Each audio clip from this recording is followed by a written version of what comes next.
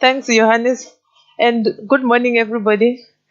I don't know where to start after that kind of a talk. I think probably we should just all go home. Okay, but I'm really grateful to being here, and thanks very much, FPF, for inviting such a cool speaker. I really enjoyed that and learned a lot. Yeah. Okay, I'm going, unfortunately, to not to be as funny as Prof. Jansen, but I'm going to talk more about the fruit industry stuff. At least I know what the fruit industry. That's basically an overview of how my presentation is going to be structured. Just an intro. Fruit South Africa is an umbrella body. We try to make an umbrella there, which is formed by the 5 fruit industry associations: Citrus Growers Association, Table Grape, Hot Grow, FPF, and Subtrop. The 5 associations, somewhere in the 2000s, came together and formed Fruit South Africa, and mainly to deal with issues that are common across the 5 of them. Therefore, in 2013, Fruit registered as an NPO, and I joined Fruit South Africa in 2014 as the first full-time employee. And today we are talking about transformation. When Fruit South Africa was formed, basically the CEOs of the 5 associations became the default directors of Fruit South Africa, and I think they saw nothing wrong with it. It was just an obvious move to do. Anton Kruger there from FPF, Willem Bestbeer from SATI, Anton Rabbi from Hot Grow, Derek Donkin from Subtrop, Justin Chadwick from CGA. The 5 of them, white males, came together and they were directors of Fruit South Africa. However, they kind of got a shock when we went for the first time to meet the Minister of Agriculture. He was new then, Minister Zokwana. We wrote as Fruit South Africa and said, we want to come and meet with you, congratulate you, but also talk to you about the issues in the fruit industry. And the first thing the minister told us was, you guys, you are not transformed. And they were like, why? And they said, you came here, 5 white males with 1 black woman. He didn't say young because I'm younger than all of them. And he said, this is like Irish coffee. I have no clue how Irish coffee looks, but apparently it's black, it's white and a sprinkle of black or something like that. And that's how basically we presented ourselves. And I think it was a very hard truth to swallow truth, because that was the fact. I mean, 5 white males, they are directors of Fruit South Africa. They've employed a black woman as a CEO. And I mean, if you look at it, it looks like fronting. I mean, how many people are you going to convince that this is not fronting? But it was not fronting, but unfortunately, it didn't look like a transformation. But one important thing that happened with that engagement was that as Fruit South Africa, we undertook to the minister and said that we are in a process of transforming. We want to transform, and we do take note of your comment, Minister. And then what happened in 2015, this is how the board basically looked like. The 5 white males are still there, but then we added Wongiwe Njobe as an independent director of Fruit South Africa. Wongiwe was in exile. She was the DG of Agriculture when Department of Agriculture was working and all that. Therefore, she came with a wealth of experience in the agriculture sector, which she contributed to the fruit industry. But the transformation basically is a journey. It's not an event. And I think that's also the message that you will see as I go through my presentation, that I think it's a journey. You just need to take the first step. And in that journey, as an organization, we are continuously doing that, continually transforming. In 2017, we have now 2 independent directors. We have added Vangi Titi, who was the agricultural attaché based in Washington. She worked as the DDG in agriculture for a long time. She's now the director of Fruit South Africa. Therefore, in terms of gender, we have 2 black, capable, and valuable female that are part of our directors, who come with a wealth of experience. And that is why on top there I said, as Fruit South Africa, transformation basically, it's transformation in action. We are living the transformation that we are preaching to the industry.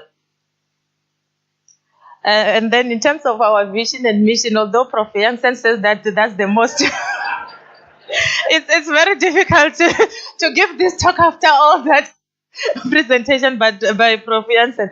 But as the fruit industry, we want basically to be a competitive, equitable, and sustainable industry. Competitive because as a business, as an industry, you should be able to make money. Otherwise, there's no reason why you exist.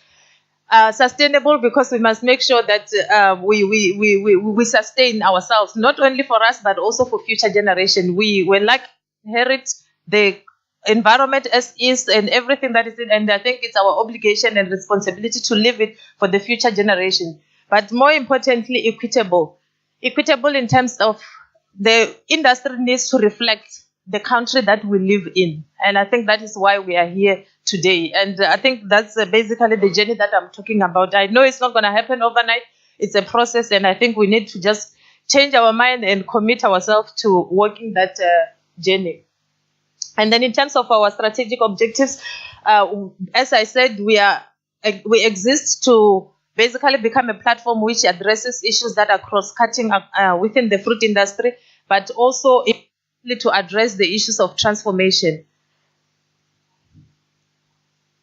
And then in 2015, we came together as the industry and came up with priorities that we want to focus on. And that was the list of priorities that we came up with.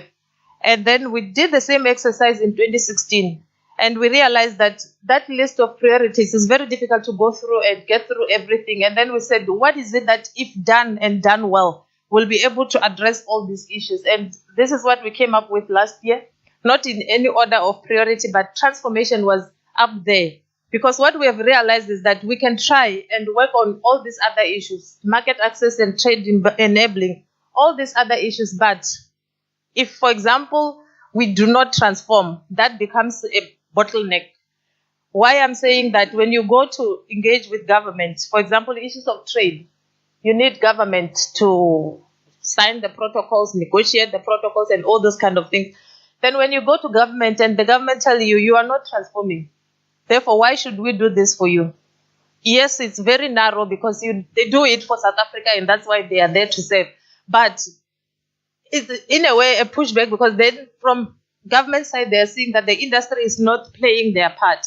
Therefore, what then we realized was that really we need to put transformation as a priority and start doing things, which also then will translate into actions in terms of other things that we want done. For example, the issues of market access and all those other issues.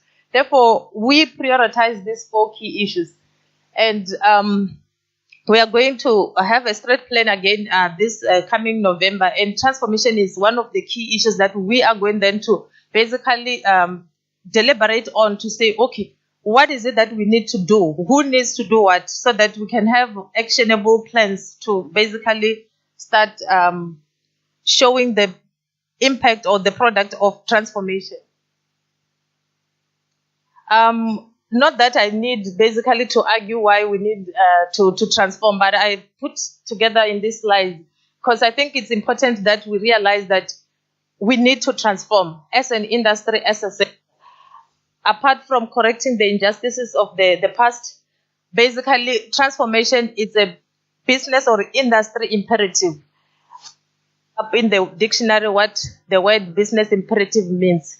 It means that it's something that if not done, somebody must be fired, basically. Therefore, if you look into your businesses and you are not transforming, if you are the head or the CEO of that business, basically you need to be fired. Because then the sustainability of your business or your existence basically is threatened if this doesn't happen. And I think that's how we need to embrace transformation in this industry.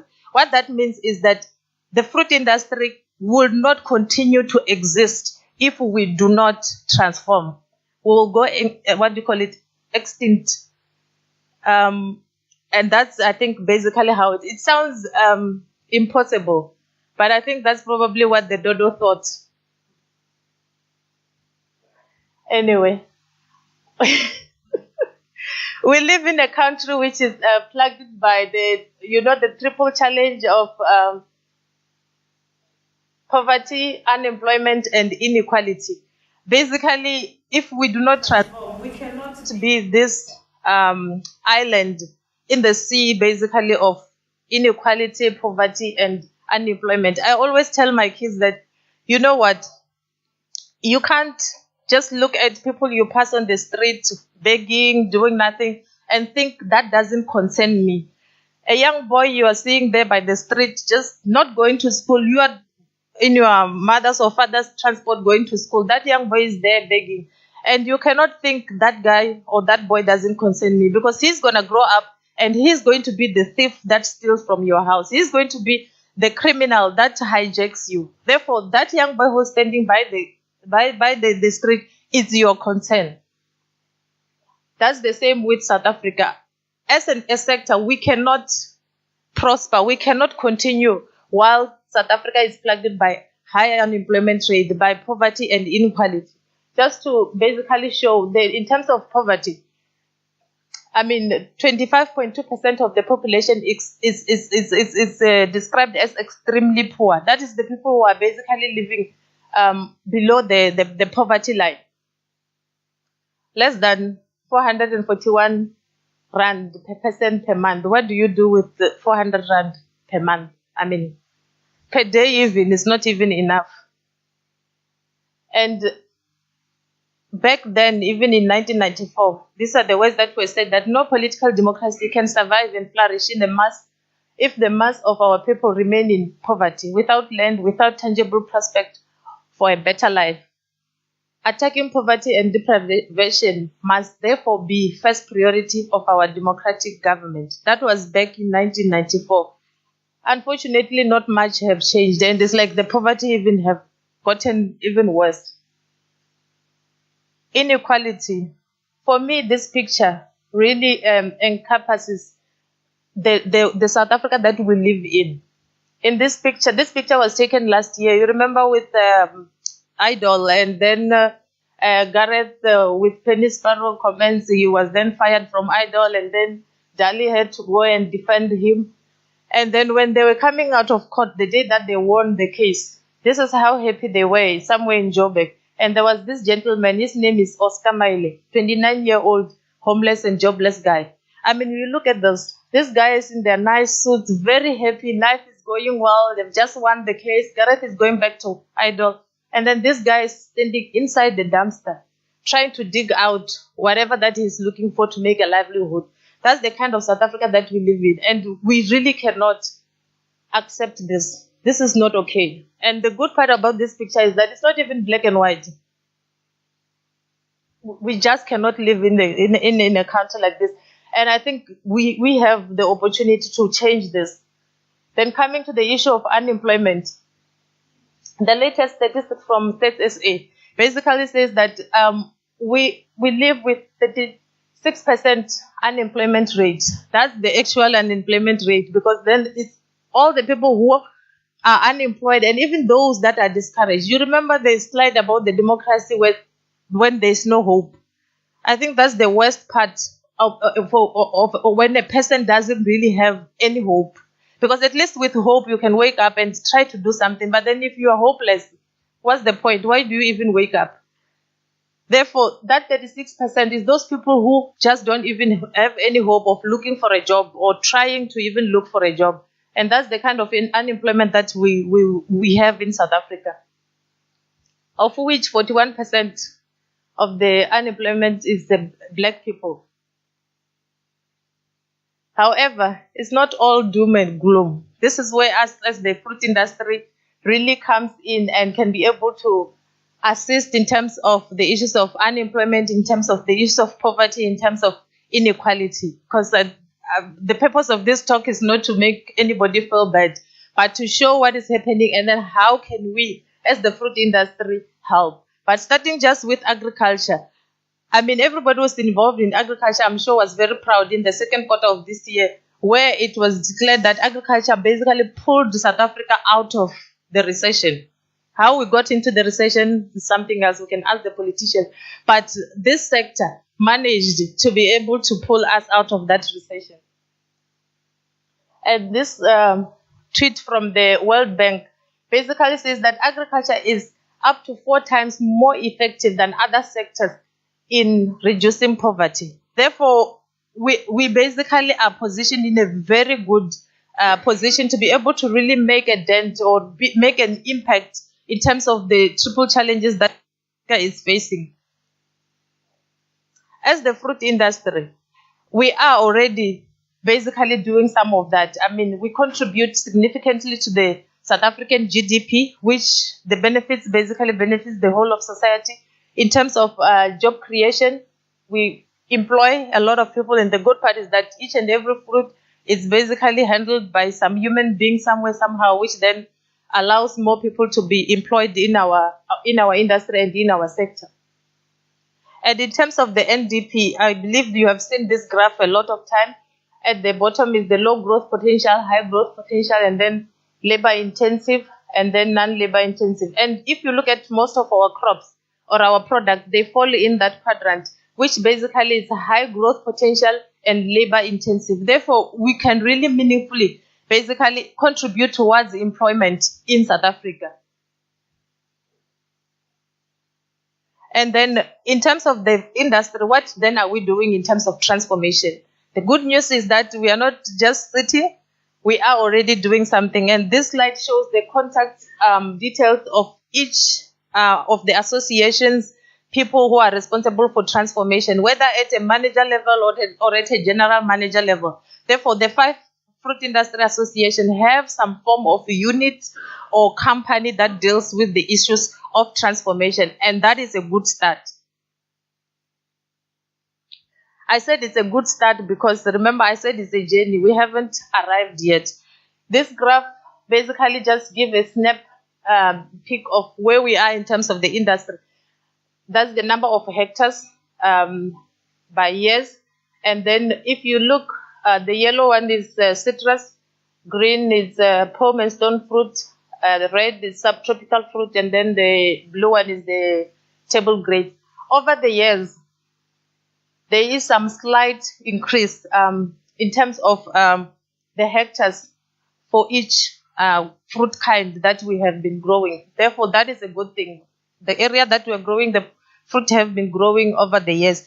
And then this pie chart basically shows the total area where we are growing the fruit, and within that, what percentage is basically black owned, whether 100% black owned, whether part of equity scheme or whatever form that the BE have been expressed, which shows that of the pie, basically 8%, that's how far we have gone in terms of transformation in the industry. And basically what this says is that the pie is big enough for everyone, because if you remember the slide that I've shown, we have high growth or high potential for growth. Therefore, we can grow the pie and include everyone. This slide basically just emulates the frustration that when we engage with the government especially, basically they vent out. Remember, the first encounter with the minister was that you guys are not transforming, and that was just looking at us as the board. Now, beyond the board, are we transforming? And these are the words from the Deputy Minister, Minister Cele, who said the commemoration of the 20 years of our constitution can no longer be on a paper, but it must be seen, felt, heard, and held in high esteem by fellow South Africans. That was in May 2016. And that's the kind of impatience that is growing basically. Basically what they are telling us, or what the message that we always get, is that transformation is moving on a snail pace. This gentleman is not going to get very far over a longer period of time. Therefore, basically transformation cannot be moving in that speed. Then basically I think it's upon us to say, what is it that we are going to do? One thing that I can tell everybody here is that change is going to happen, transformation is going to happen. Therefore, the question is, are we going to be the ones driving that change, that transformation or somebody else. And I borrowed basically these words from the professor, I think from Australia, who was presenting last year or year before last at the Growth Symposium. He talked about the egg, that if an egg is broken by an inside force, life comes out. But if the egg is broken by an outside force, like we did for breakfast, unfortunately, no life comes out. And that poor sister or brother chicken is calling for its brother. But for me, this basically says that one thing that is for sure, transformation is going to happen, change is going to happen. And if we are not the ones who are driving that, we are not going to like the outcome, because somebody will be pressurizing us, will be crushing us, will be doing whatever, that coming with all the things that we can label stupid or whatever, but they are going to happen and we are not going to like that.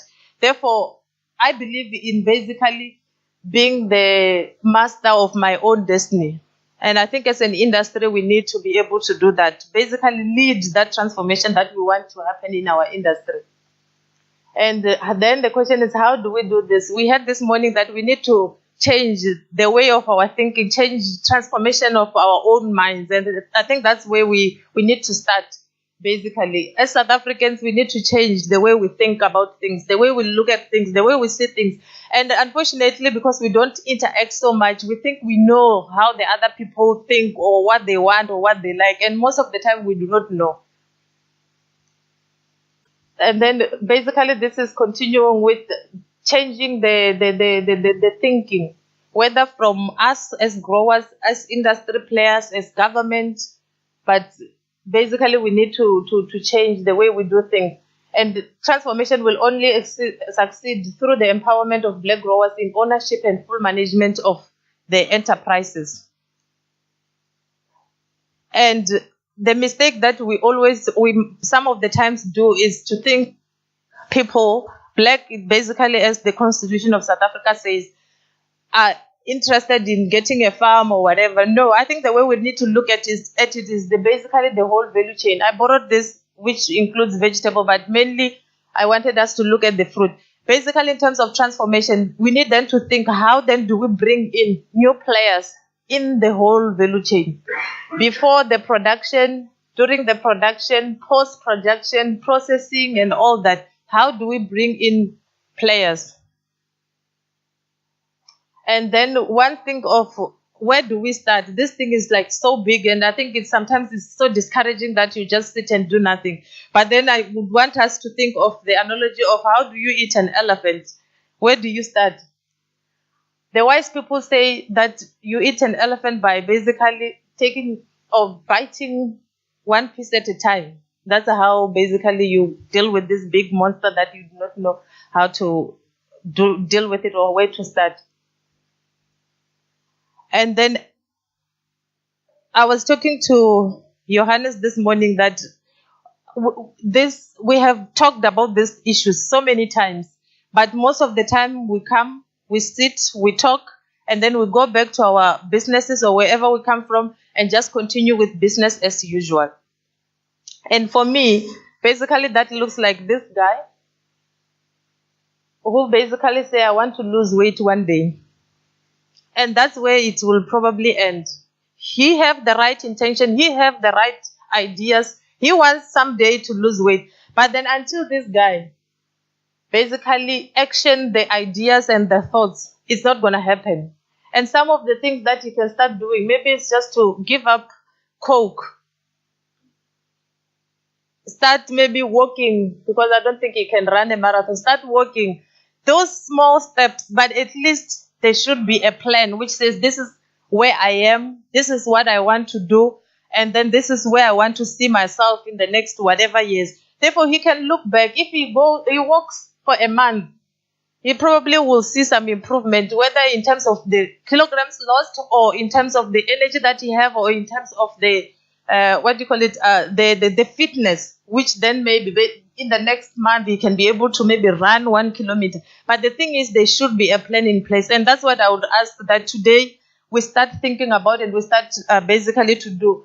Have some goal setting. exercise that we do for our businesses. We know where in the next 10 years we want to do. We know what this year we need to accomplish. And at the end of the year, we are able to say, you know what, we wanted to export so many times. We only exported this much, or we overachieved and give ourselves bonuses. But then in terms of transformation, we do not do that. And I think it's very convenient because then we cannot measure ourselves and be able to see that we are falling short, and then we then are okay. Therefore, I will put this as a challenge to say if we are really serious about transformation in this industry, and remember, I said it's a business imperative. We might be here today, but if we do not transform, that one is for sure that the industry basically existence is in jeopardy. And I think we love this industry so much that we do not want it basically to be destroyed by forces that won't have any interest in terms of what we are doing.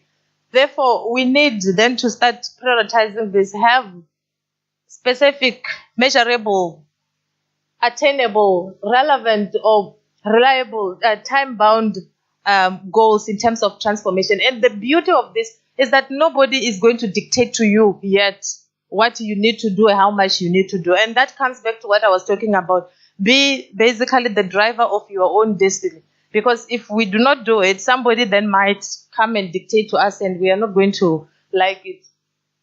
Therefore, in conclusion, our industry basically it's blessed because we basically are able to solve societal problems of poverty, of unemployment, and inequality. Because remember, we have the potential to grow. We can make the pie as big as anybody would want. Yes, water is a limiting factor, but there is potential to grow. And also, as we grow, we have the potential to hire as many people as possible. And the beauty in agriculture is that you can hire people of variety of skill, even very low skilled people still have a room in our industry to basically play a part. Therefore, we are very fortunate to be able to really contribute positively to to our country basically. And we have an opportunity to partner with government and and other players to be able to do this. And I think it's through partnership that we can be able to significantly make a difference in terms of transformation. And with that, I thank you. And if you have any questions, you can ask Vuyo. She put together this presentation. Thank you.